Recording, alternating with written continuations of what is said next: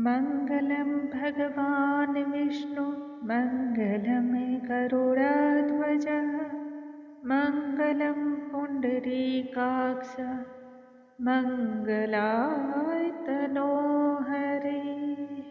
इसका भावार्थ है, हे भगवान विष्णु, हे संसार के पालनहार, आप इसी रूप में जाने जाते हैं एवं आपकी पूजा भक्तों को हर प्रकार से सुरक्षा प्रदान करती है। मंगलम गरुड़ध्वज अर्थात इसका अर्थ है कि गरुड़ ध्वज यानी कि भगवान विष्णु के वाहन गरुड़ की ध्वज हमें सुरक्षित और सुखमय जीवन प्रदान करें। नमस्कार दोस्तों, आज के इस वीडियो में हम सुनेंगे अश्विन माह के कृष्ण पक्ष में पड़ने वाली इंदिरा एकादशी की व्रत कथा। विष्णु पुराण और स्कंद पुराण में यह वर्णित है, जो व्यक्ति इस कथा का श्रवण मात्र करता है उसके पितर प्रसन्न होते हैं। उस व्यक्ति को कन्यादान करने का पुण्य फल और वाजपेयी यज्ञ करने का पुण्य फल प्राप्त होता है। इसलिए यह एकादशी की कथा सभी के लिए कल्याणप्रद और मंगलदायिनी है। आइए हम भी कथा का श्रवण करते हैं और भगवान विष्णु के आशीर्वाद को प्राप्त करते हैं। बोलो भगवान श्री हरि की जय, मैया लक्ष्मी की जय।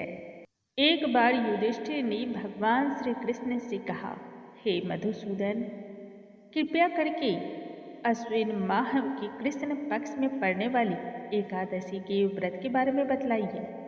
इस एकादशी को कौन से नाम से जाना जाता है तथा इस एकादशी के व्रत के प्रभाव से किस प्रकार के फल की प्राप्ति होती है और मनुष्य को यह एकादशी का व्रत क्यों करना चाहिए। तब भगवान श्री कृष्ण युधिष्ठिर से कहने लगे, हे राजन, अश्विन माह के कृष्ण पक्ष में पड़ने वाली एकादशी को इंदिरा एकादशी के नाम से जाना जाता है।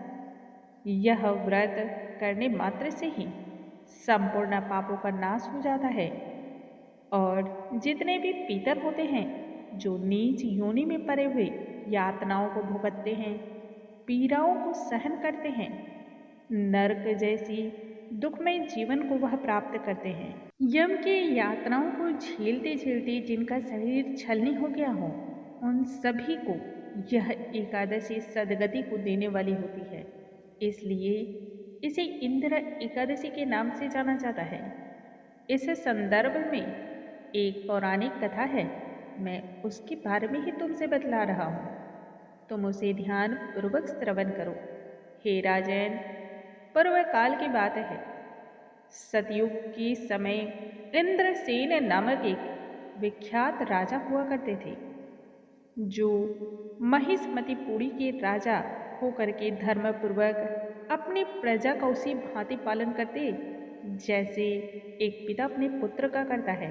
राजा की न्यायप्रियता और उनकी दयालुता से नगर में चारों ही ओर सुख और शांति का माहौल था।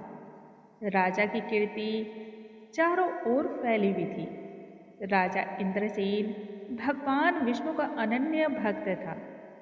उसे जैसे ही कुछ क्षण बचता, वह तुरंत ही भगवान श्री कृष्ण के नामों का जाप करने में लग जाता।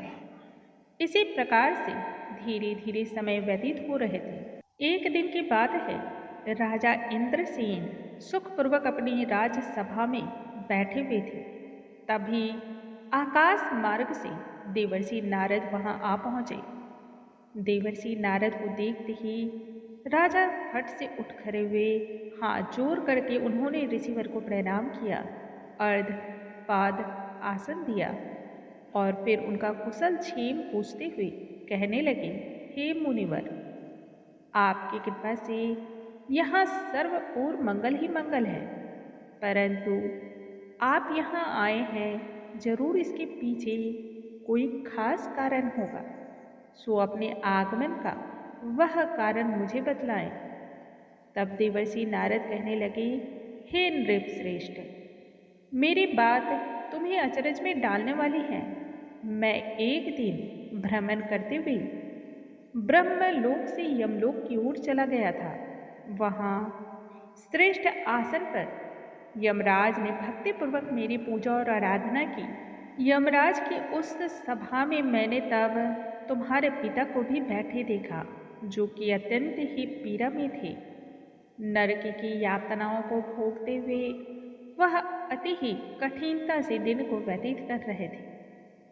हे राजन, एकादशी के व्रत को न करने की वजह से ही तुम्हारे पिता को यह दोष लगा था।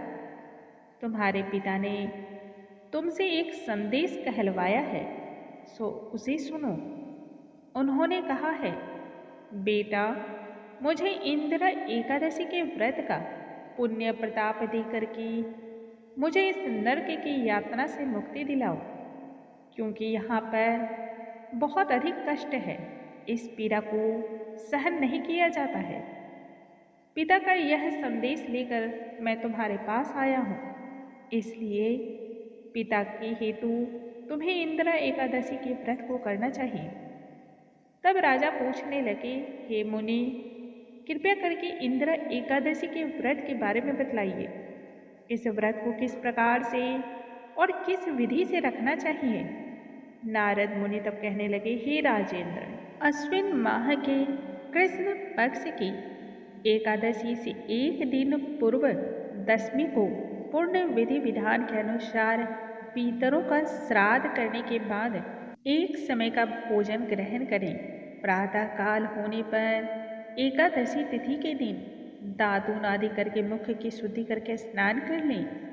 फिर व्रत के नियम को भक्ति पूर्वक अनुसरण करते हुए व्रत करने का संकल्प लें। आप कहें, मैं आज संपूर्ण सुखों को त्याग करके निराहार होकर के एकादशी के व्रत का पालन करूंगा।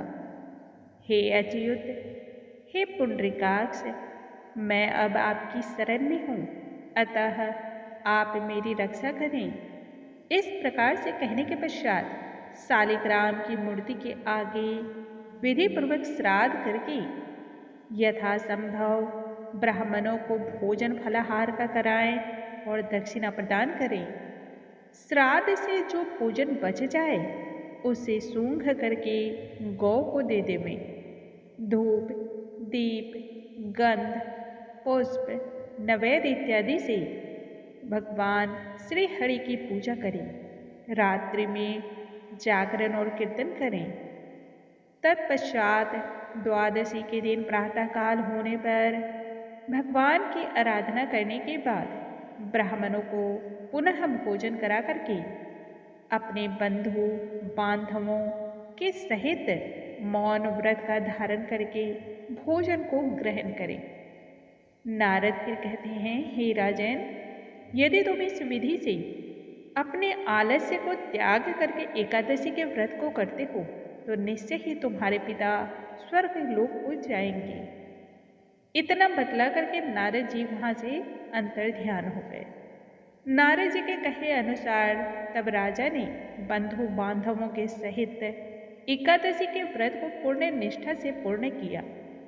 इस व्रत के प्रभाव से आकाश से पुष्प की वर्षा हुई और राजा के पिता को नरक की यातनाओं से मुक्ति मिली।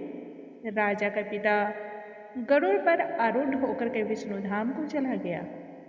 इस जीवन के सभी सुखों को भोगते हुए राजा इंद्रसेन भी एकादशी के व्रत के प्रभाव से राज्य का सारा कार्यभार अपने संतानों के सुपुर्द करके अंत समय में स्वयं भी विष्णुधाम को चला गया।